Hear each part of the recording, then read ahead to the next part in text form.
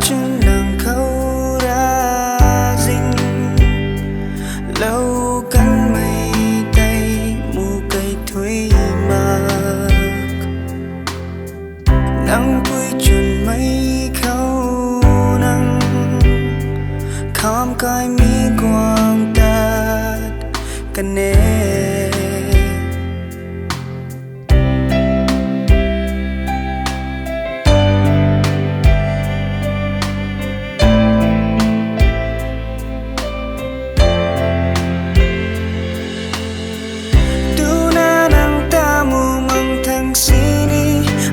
khăng cùng nghe lắng đai khâu ban khăn na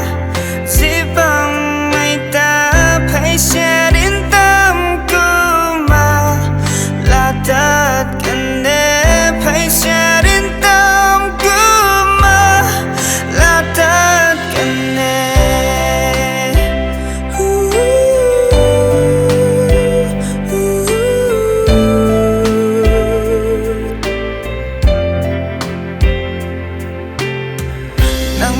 quang khăng mỏi tu na tin lâu la bao tiếng xin na a kham su ni thế xa lâu la tiếng bóng mây tiếng bóng khát tháo đuôi quay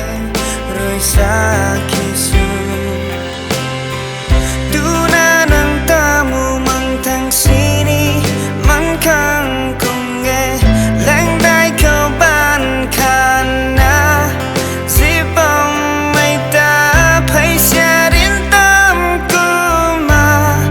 là tất cần để phải xe đến tâm cơ mà là tất cần để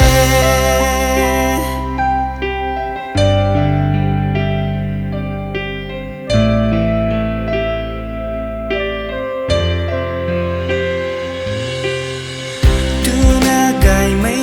a du a trang luan khâu ruan quang nhẹ nắng ta diệt lâu mây chân đuôi lung ta tiếc kim thủy mạc tu na akai quang nhẹ thay mắc kurang na băng nhẹ toang nhẹ